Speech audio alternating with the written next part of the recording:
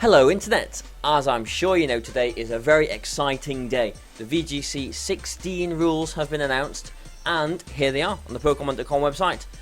Nothing really has changed apart from we are now allowed up to 2 of these Pokemon on our teams. All of these very powerful Pokemon that haven't seen action since 2010, so Pokemon like Kyogre and Groudon, or Pokemon that have really just never seen action because they've never been legal, so Pokemon like Xerneas and Kyogre and Yveltal, well, no one's going to use Zygarde, unless it gets a new form, but basically, we're going to go through each of these Pokemon very briefly, give you some of my thoughts on them, maybe have a few more thoughts at the end about Pokemon that we see quite commonly in the 15 format, and if they might be or not. I don't know, we'll go through, we'll see how we go with this, but I'm quite excited, because, I mean, in 2011, that was the first format I put together a competitive team to enter an official tournament with, so I have never got to use these Pokemon, like Kyogre, Groudon, Rayquaza, Mewtwo, etc. But we're going to go through in order, we're going to see what we think about them, and if we think they're going to be used or not, because I mean Mewtwo, it's just like a typical sort of fast sweeper Pokemon, isn't it? Or is it? It gets lots of support options. It does remind me a little bit of Mega Alakazam, because it's very, very fast. Talking about Mewtwo, why here? It hits very hard. Look at that special attack stat. That will one-shot a few things. But it does also have some very interesting options. Lots of support options as well. I'm pretty sure it can Icy Wind. I'm pretty sure it can Skill Swap. Yeah, it can do lots of things. And it does have the bit of the Charizard of it as well, in that it can Mega Evolve into 2 different things. Although maybe on Team Preview you might be able to tell if it's geared towards a Mewtwo Y or a Mewtwo X or not. But I still think Kangaskhan will be quite popular, so Mewtwo X could be could be seen. I don't see Mewtwo being that common to start off with, but maybe it'll gain some momentum as the season goes on. Interestingly though, Mewtwo X, I think the best fighting physical attack it really gets is sort of low kick. It doesn't get close combat or anything like that, I'm pretty sure, which is interesting. I'm sure low kick will still do a lot of damage though, with an attack stat, base stat of 190, very, very powerful. Next though, we've got Lugia from the 2nd generation. I always really liked Lugia. I always wanted it to be good and multiscale, available through transfer. So I'm not sure if that means it's available or not. I'm leaning towards I don't think it is, because we do need the Pentagon. Like it says on here, we do need the little blue, little purple Pentagon, and I'm pretty sure you can't get one with multiscale. You can't catch it on the new games with multiscale. But the thing with Lugia is it was a really bulky Pokemon, and it still is a really bulky Pokemon. I mean, these are its stats. Very, very bulky, but with how powerful Pokemon have become these days, it isn't as bulky as it used to be, and it is still very bulky, but it doesn't really have any offense about it. It's got lots of support options, again, Icy Wind, Tailwind, speed control options, things like that, but I don't really see it doing that well. I don't see people using Lugia too much, to be honest. Sorry, Lugia. Ho-Oh, on the other hand, I think is potentially very nice. It is a very powerful bird. A very nice attack stat. It is pretty specially bulky again. And I think Ho-Oh is quite interesting because unless a Groudon has got like a rock slide on it, it can't really hit Ho-Oh that well. So, I think there's going to be a lot of sun around these days, but I mean, we'll come on to Groudon in a little bit. But Ho-Oh, I think, has quite a bit of potential. Again, I don't see it being one of the most popular ones, but I do think it does have some potential. Next though, I mean, we're going off into the 3rd generation. Kyogre is definitely going to be a Pokemon that is fairly common, really because of these new weather forms. We've got these orbs or whatever they're called that transforms it into Primal Kyogre, and that basically means that with Primordial DLC, as long as no other Pokemon with like some of these super weathers switch in, rain is up as long as Kyogre is around. So I think that's quite interesting. Massive special attack stat. I am pretty sure though that because it does need to hold its orb, doesn't it, to become this primal form.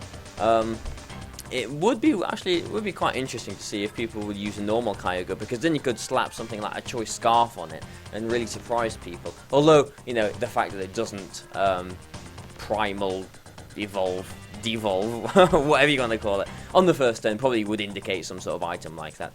But yeah, definitely Kyogre is going to be one of the more usable Pokemon available now, especially because it does very well with Pokemon like Mawile and Pokemon like Ferrothorn and Pokemon like Scizor that really don't appreciate fire attacks. As long as the rain is up, you know, with this primal reversion, that's what I was looking for. Basically, it can't be, you know, nothing can be hit by fire attacks, which is interesting. But then we're going on to Groudon, which is next, and I think Groudon is going to be really one of the most dominant Pokemon in the VGC 16 format. There's a lot of talk about Rayquaza. I think, you know, I'm pretty sure Mega Rayquaza has been banned from, like, even the Ubers in the singles tier. I think. I'm not, you know, that clued up on singles. But I'm pretty sure it has been. And so people are a little bit worried about Mega Rayquaza. But I think Primal Groudon is the Pokemon, really. I think it's going to be the Pokemon of the VGC 16 format. Because, I mean, you know, if you got Kyogre, it doesn't really care about being hit by a fire attack. You know, Primal Groudon is now ground and fire, so it's times 4 weak to water. But as long as the Desolate Land ability is running, it cannot be touched by water types. And this means that, you know, really you can run, I mean, honestly, really, something like a full Sun team is almost viable as long as you can juggle around your abilities, you know, your Desolate Land well enough to stop the fire attacks coming through. We'll, you know, touch on abilities and stuff a bit later on. I'll talk about all of that at the end. But Groudon, I think it is very, very, very powerful. It is very bulky as well. We've got a huge defense stat. It is a Pokemon that can stand up to Mega Rayquaza as well. So I don't really see any reason why this Pokemon, Primal Groudon, is going to be really the Pokemon of the format. But talking about Rayquaza, here it is. It is obviously very powerful. The thing with Mega Rayquaza as well, as I've learned, is it doesn't need to hold a Mega Stone to Mega Evolve. It just needs the attack Dragon Ascent, wherever that is. It'll be somewhere. Dragon Ascent. Oh, it's a Mewtwo to move, isn't it? Yeah, it's down here.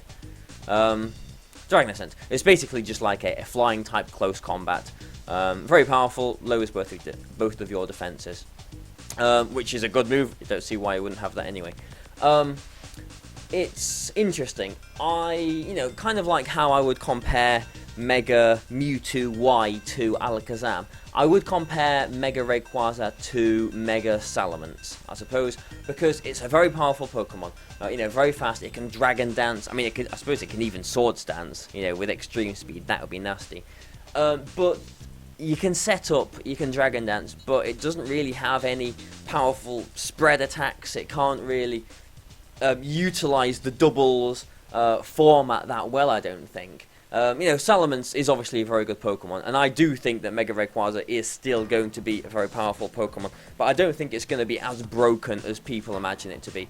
Yeah, this Delta Stream ability is actually quite scary, and you know, I had a little bit of a peek at some games earlier on going on Showdown, and I saw someone using a weakness policy, Mega Rayquaza, which I do think is quite interesting, because this ability, it basically takes away all of its flying weaknesses. So, as far as taking hits are concerned, it's just like a Dragon type, really. So, Ice is only 2 times effective.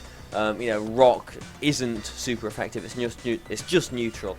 But in game, it would say, like, I'm pretty sure. I mean, please correct me if I'm wrong. But if a Rock type move hit Mega Rayquaza, I'm pretty sure it would still say it's super effective. It would activate the weakness policy, but it would only do the neutral damage, only do the half damage through the ability. So, you know, maybe like a really bulky Mega Rayquaza with a weakness policy would be something, I don't know. But I'm quite interested. I do think that this speed stat of 115 is going to be a really important benchmark as well, because a lot of the Pokemon that have become available to us, like, you know, Groudon, Kyogre, the, you know, Dialga or Palkia, all the rest of them, they've got very middling sort of speeds, like Xerneas and Yveltal as well. They're all under 100. They're all sort of 90 or 95 or 99. They're not that fast, so we're not really creeping up speed-wise, but 115 is quite important. Actually, I mean, really, why go for 115? I think 120 is still going to be a very important benchmark, because Mega Salamence still might be a thing, but you never know. Moving on to the 4th generation, we have got Dialga, which is interesting, very interesting, a unique typing actually, Steel and Dragon.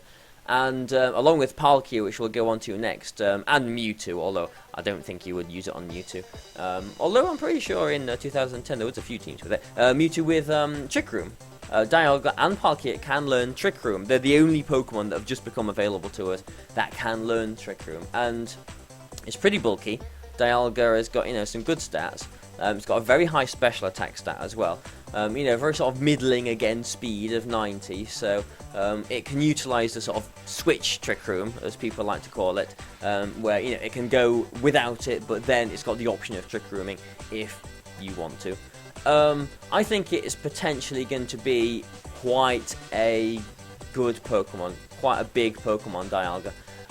Because there is the Trick Room option, I don't see why someone would use a Dialga without having the Trick Room option on it. So definitely a Pokemon that you will want to think about when creating your teams. I don't think it's going to be as used as Kyogre or Groudon or whatever, but Dialga I do think is going to be one of the ones on the upper tiers of these new Pokemon that we've got. Palkia, though, like we've been saying, does learn Trick Room as well, or can learn Trick Room as well. I'm pretty sure, yeah, it can Trick Room. It's got, a speed of 100, so maybe you wouldn't want to with Palkia so much. It is, reasonably bulky still. But I'm not really seeing how Palkia can carve out a niche for it, because it's still a Dragon type. There's going to be a lot of fairies around, so I don't think Palkia is going to be that good. I mean, I'm open to, being proven wrong, I suppose. I mean, always am, but I can't see Palkia really doing too much this year, so sorry Palkia. Next though, we've got Giratina, which is a Pokemon that has always intrigued me. It's a very bulky Pokemon. With the Grisius Orb, it can, turn into this Origin form as well, but which does look really cool. I've always liked the look of this one. But I think that if Giratina is going to be used, I think it will probably be the original form. I mean, they've both still got 680 base stat total, but the original form is just that bit bulkier. And Giratina, I mean, it's really, really bulky, actually. Really bulky. Like, that's bulkier than Cresselia. I mean, putting typing to a side, that is bulkier than Cresselia. I mean, Cresselia will always be the queen of VGC, I think, just because of the Levitate and having one type as well. But I think Giratina is actually a very interesting option. It's got lots of support options. Again, it can Tailwind, it can Icy Wind, it can even Gravity if you want to play around with Gravity. It can do lots of things. It has got a pretty good attack stat. 100 is not that bad. But I can see Giratina being used. Can't mind Giratina. Let's use that. That'd be interesting. Maybe I'll use it. You never know. But it's there to Will-O-Wisp. It's there to tank hits. I think it could be used. The problem again is that it is a Dragon type, and there are going to be a lot of fairies around. So maybe it won't quite be such a tank, such a wall, whatever, as it might have been in the past. But I think it's still definitely one that could potentially be very usable. What's its ability actually? Pressure, Origin form, Levitate. Ah, interesting. Okay, yeah, I like that. I like that it can get Levitate. Yeah, that does make it very usable. Yeah, I'm learning, you see. So I didn't know it. Didn't know the Origin form had Levitate. Okay, so moving on. Reshiram. We're in the 5th generation now. We're in the black and white era, when I first started playing competitively. I mean, I've been playing Pokemon since the very beginning. I remember going into Cerulean Cave, the other side of the Nugget Bridge, catching Mewtwo and all the rest of it. But, speaking competitively, VGC 11 was where it started for me, I suppose. And so here's Reshiram. Unique, I mean, I say unique. I mean, there is Mega Charizard X as well, but unique without Mega Evolving typing, which does make it quite interesting. Let's have a look at its stats. It's, you know, pretty bulky, reasonably bulky. I mean, I suppose all of these Pokemon are pretty bulky, aren't they? Because they've got so many stats. Very high special attack stats. I mean, I suppose it does have the usefulness of not being weak to Fairy with the fire typing as well. I'm not sure how this could be used, really. I'm intrigued to see if someone can make a good team with Reshiram. Yeah, I'm intrigued with this. Honestly, I mean, I suppose it can Tailwind, but really, I'm not really seeing too much of a use for it. But I think it's got some potential. But I mean, I suppose all of these Pokemon have got some potential. But Reshiram's not jumping out to me, to be honest. And Zekrom, who's next, isn't jumping out to me either. I mean, it's got Terra Volt, so I suppose it can do its electric attacks through lightning rods and stuff like that. But again, it's a physical attacker, this one, more an attack than special attack. Although there's no reason why these can't be mixed. I mean, I'm sure it can learn Earth Power and useful special attacks like that. But with Intimidate being quite popular, I think special attackers do have a little bit more of an edge at the moment, especially since people have been so concerned with Kangaskhan and punishing physical attackers that they have been this year as well. I'm not sure Zekrom, sorry, is going to be so much of a force. I mean, if Reshiram or if Zekrom learned Dragon Dance or something interesting like that, then maybe I could see them being used a bit more. But I'm not seeing Dragon Dance on here, so not really too sure how far Zekrom's going to go. I don't think it's going to be used too much, to be honest. Next, we've got Kyurem. The original Kyurem is not that brilliant, but we've got Black Kyurem, we've got White Kyurem. Black Kyurem, I suppose I would put in the same bracket as Zekrom. White Kyurem, I suppose I would put in the same bracket as Reshiram, which, well, that's funny, that isn't it? Because they need each other to transform, or whatever you call it. Yeah, I think White Kyurem is more viable than Black Kyurem, but again, like I was talking about with the whole speeds thing, they've all got speed of 95, and because these are partly ice, they are weak to quite a lot of things. I mean, I dread to think how many weaknesses these have got. They're not particularly bulky either. I mean, yeah, they are bulky compared to the normal average Pokemon, but compared to some other Pokemon, they're not that bulky, really.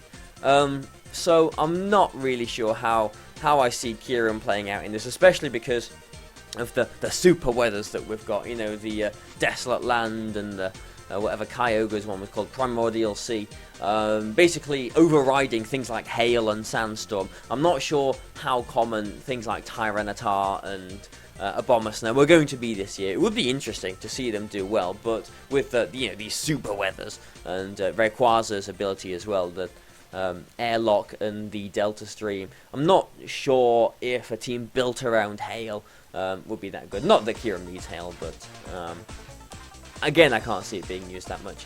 But next, we're gonna trundle on into the 6th generation, into looking at Xerneas. Now, this I think is going to be one of the Pokemon of the format as well. I went on about Groudon being. I do think Groudon is going to be the Pokemon of the format, but Xerneas, I think, is going to be up there with it. Out of all of these Pokemon that have just become available, Groudon and Xerneas, I think, are going to be the Pokemon to beat. The thing with Xerneas, though, is the obvious set is the Power Herb with Geomancy, which, with Fairy Aura boosting up its fairy attacks, even a little piddly Dazzling Gleam, +2 with Fairy Aura does a lot of damage. It is actually very, very powerful, surprisingly powerful. I think Xerneas is going to be, it's going to be one of those Pokemon that will be supported with redirection and fake out and all of that kind of stuff to help it get its boosting up. But because it does rely on that Power Herb, I think it is maybe a little bit susceptible to like a faster knockoff or a trick, or just Wonderoom. Why not? Let's use Wonderoom. But and it'd have to be something faster. But I think it will be susceptible to being stopped. Really, I think Xerneas is predictable. I think it will become too predictable, and I think that because it is such a threat, I think that it will be definitely heavily countered on people's teams. You know, kind of like how Kangaskhan was in 2014. So maybe at the beginning of the season, I think Xerneas is going to be just amazing. I think it'll sweep through teams. But, you know, maybe towards the middle of the season, maybe towards Worlds next year, I'm not sure how common Xerneas will be. I still think it will be fairly common, but I'm not sure it'll be like, you know, the Kangaskhan of the format that it was, you know, the last 2 years, really. So I do think it has got, I mean, it really, really is a very powerful Pokemon. Xerneas is definitely a Pokemon that you do need to check. You do need really a counter for it. So, but you know, as soon as you've got a counter for it, it's sorted, really. Just if the game was that simple. But yeah, I mean, it can go mixed, really. I mean, it can learn close combat and Mega Horn and all sorts of physical attacks like that. But after a Geomancy, it does become very bulky, especially on the special side, obviously, and it does sweep through teams. But, you know, like I've just said, people will become prepared for it, people will become wise to it, and it's not going to be the force, I don't think, but definitely will always be a threat. Next, we've got his partner, Yveltal. Unfortunately for Yveltal, however, you know, pretty cool it is, actually. I do quite like Yveltal. I'm not really too sure what it's gonna do. I mean, it's a bit. Is it? No, it's not. I was under the impression it was a bit bulkier than Xerneas, but it isn't. It's got exactly the same stats as Xerneas, but it doesn't really have any kind of boosting move, does it? I mean, its signature move, Oblivion Wing, is a really nice flying special attack. It's like, I think flying has had a raw deal as far as flying attacks, offensive moves go, because there's not really that many options. But Oblivion Wing I do really like, especially because it gives you a lot of health back. So I suppose if you do invest into bulk, then it could be quite interesting. It can disable as well. Maybe it has a few options like that, but it can't icy. I mean, it can tailwind, it can't icy wind. You know, maybe a support. I mean, it'd be a shame to use foul play with such a big attack stat, wouldn't it? So maybe support is the way to go for Yveltal with tailwind, maybe knock off. I don't know, snarl, maybe not. I don't know. Disable. I don't know. Roost, I mean, it does have Roost, it does have a Oblivion Wing, so I think it can stick around for a bit. But again, it's got this dark typing, and we've just been talking about Xerneas. Xerneas, I do think, is going to be a big Pokemon in the format. It's just not going to stand up to Xerneas, really. Unless we've got Zygarde, which doesn't really... I mean, until the 100% form comes out, or whatever it's called, this is the 50% form, we can't really talk about Zygarde. I mean, it's in its 50% form, it's pretty powerful, you know, as far as average Pokemon go. The 100% form, I would imagine, will have a base stat total either 700 or 780. It'll be in that area, I'd imagine. And I do think that the 100% Zygarde form will be a threat, because this can Dragon Dance and it can Earthquake. It's got Land's Wrath as well. Is that a single target move like a Drill Run? Because if it is, that'd be quite handy as well. And it's got, well, the new forms will have the like 1,000 daggers and whatever those are called as well. But you know, we can't really talk about Zygarde that much, because we don't know what the 100% form is going to be like. But I do think if it is released in this format, the 100% Zygarde could shake things up a bit. But I mean, this is the list of Pokemon, all Pokemon in the game, ordered by the total base stats, really. So up here we've got Mega Rayquaza and Mewtwo on 218. We've got Groudon and Kyogre at 270. These 4 Pokemon, again, I'm not sure how common Mewtwo is going to be, however many stats it's got.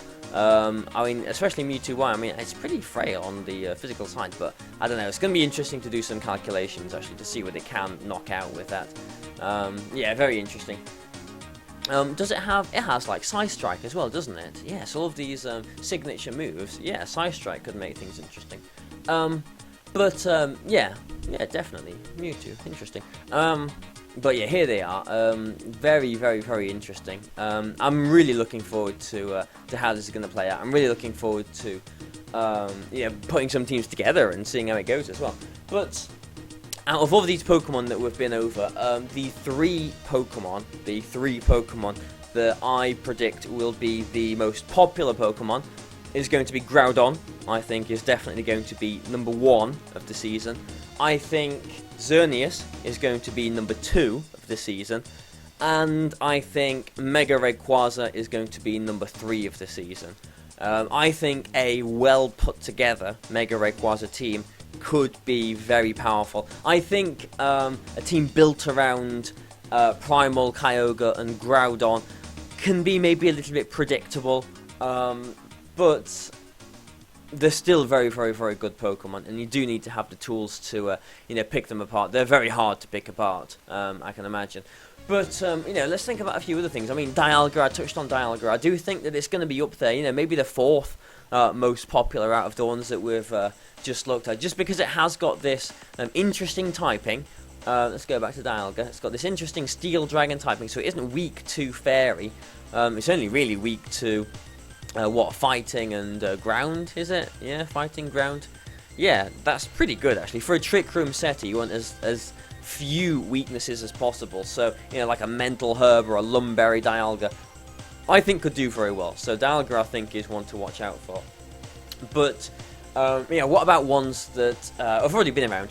Mega Kangaskhan, for example. Mega Kangaskhan is always going to be one of the most powerful Pokemon. I know Kangaskhan's somewhere around here, isn't it? It'll be in here somewhere. Probably gone past it. Probably you're looking at me like I'm silly. Obviously because of parental bond, but because it just hits so hard.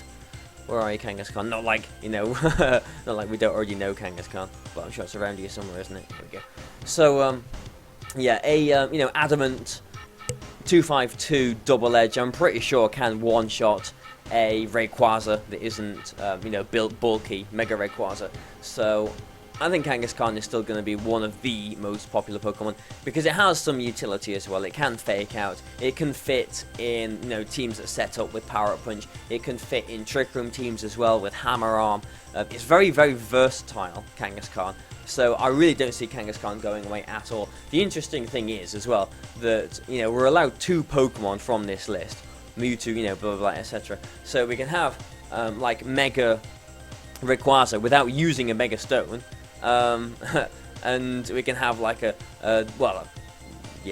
so I'm thinking, I'm getting my head around this. We're still only allowed 1 Mega Pokemon, aren't we? So we could have like a Mega Scizor if we wanted. So let's have a Mega Scizor and a Primal Kyogre, and we could have a Giratina Origin form as well. So, you can have 3 of these, like a Mega and 2 of these Pokemon. It's definitely going to be a really powerful year. The power creep really has just got higher, I guess. Like, people moaned in 2014 and 15 that the Pokemon just got more powerful and they could just punch through teams. And we're going even further in that direction. Because these Pokemon are so powerful now, these are really, really powerful Pokemon. Mewtwo, Mega Mewtwo has got some scary offensive stats, like attack 190 and special attack 194. It's gonna punch holes through things, and because they are so powerful, I think that however much I like to champion the uncommon Pokemon, I think the uncommon Pokemon, well, not necessarily uncommon Pokemon, but Pokemon that do have less stats are really going to become less viable. There's going to be fewer Pokemon that are viable to play, which is quite unfortunate, which means there's going to be a little bit more of a limited pool of Pokemon that are viable to play in this format, and so it's going to be a little bit more like VGC 11, I guess, because VGC 11 had quite a limited format. It was just a Pokemon that came out that year, and so there was a lot of speed ties and just minor differences between teams, and I don't think too many people really enjoyed that year too much. So I'm I'm reserving the right to you know, judge this format a little bit harshly, but because it's new, I'm quite excited about it at the moment. But you know, Kangaskhan is still gonna stick around, and I'm pretty sure Cresselia is gonna stick around as well. In fact, I really know that Cresselia is gonna stick around. Cresselia, like I've just said, you know, forget Kangaskhan always being female. Cresselia for me is always the queen of VGC. Cresselia is just so good. We have got Dialga now, which is a very good Trick Room setter.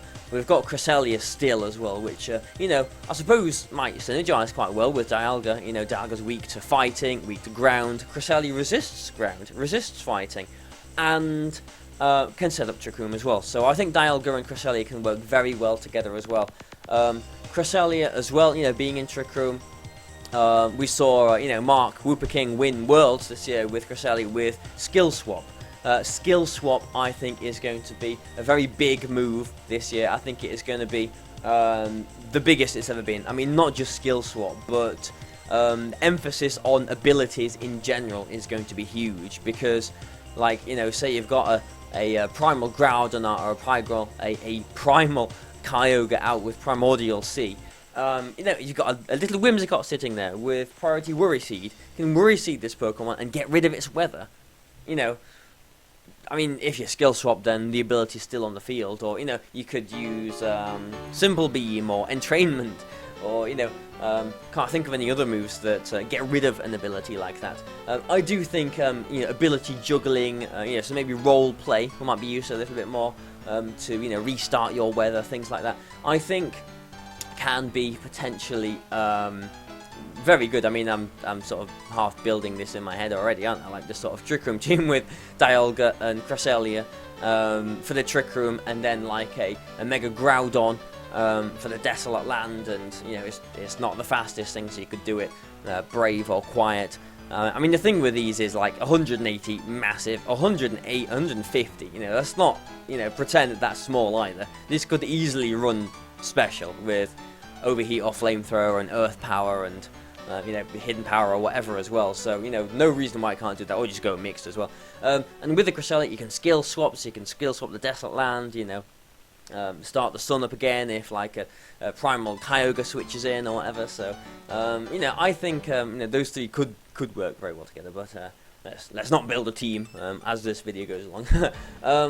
Kyogre, again, I think it's going to be nice. So Pokemon like Ferrothorn and Mawile, I think, is actually a fair bit more viable now. And Aegislash, I mean, Aegislash has always been very good, but talking about how threatening Xerneas could be, I think every team is going to have a definitive way of stopping this thing from sweeping through your team. So, you know, like Ferrothorn does that, Aegislash does that, Mawile does that, you know, quite well. I mean, I suppose, you know, Xerneas can have like Hidden Power Ground or something, so maybe you don't want to bank too much on Mawile or Aegislash. You know, Ferrothorn is a perfect example of a Pokemon that does very well against Xerneas. And so you might want to maybe pair them with, you know, Mega Kyogre, like I've just said, and protect them from fire moves. So it's going to be interesting how people do build their teams with these big weathers. I mean, the weather is probably going to be one of the biggest things of the year. I mean, I did touch on it earlier as well, like when I realised that Mewtwo can Psy-Strike. How powerful is Psy-Strike? I'm thinking it's 100. It is, yeah. It's like a more powerful version of Psy-Shock, yeah. All of these Pokemon, or a lot of these Pokemon, have got their own signature moves as well. And because Groudon, I keep going on about Groudon, you know, being this powerful Pokemon, it's got this new move, Precipice Blades, which is like Earthquake, but it's more powerful, it's less accurate, and more importantly, doesn't hit your partner. So it's going to be interesting to see if people do use Precipice Blades, or if they stick to the more reliable Earthquake, because people do use Muddy Water. Like, Precipice Blades is just like a more powerful version of Muddy Water. And honestly, Muddy Water is one of my least favourite moves in the game. I absolutely hate Muddy Water. There's no way I would rely on Muddy Water because of that 85% accuracy. So it's going to be interesting to see if people, you know, the balance between Earthquake and Precipice Blades on Kyogre. So that's quite interesting. Kyogre has the same thing as well with Origin Pulse, I think it's called. Yeah, Origin Pulse. Yeah, it can Water Spout as well. Groudon can Eruption as well, but I'm not sure if they're going to be used too much. Although, I suppose with Kyogre, Origin Pulse, I mean, yeah, it can Muddy Water as well, but the only other option, what is Surf, which isn't quite as powerful as Earthquake. I suppose you can put it next to a Gastrodon or something, but whatever. Yeah, so, interesting moves, you know, new Pokemon, new moves. You know, maybe a few Pokemon that were overlooked before will become a little bit more viable. I've seen some people go on about Golduck already because of its Cloud 9, is it called, ability? The one that stops the weather? Yeah, Cloud 9. So, Golduck itself, I mean, there was a little bit of a thread started on Nugget Bridge about Golduck recently.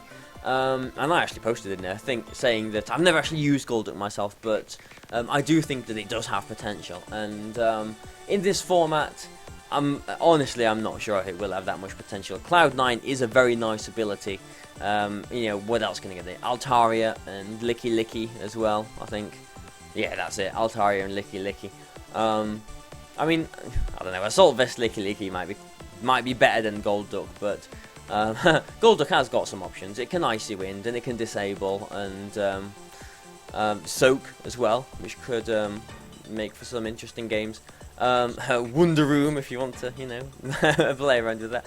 But yeah, Golduck is just one of these things that people have been talking about just because of the fad of Cloud 9 and how important weather might be this format. If you've got a Golduck, if you've got a Licky Licky sticking out there with Cloud 9, doesn't matter if you know, they've got a Groudon or a Kyogre, they're not going to have their weather, which is quite interesting actually.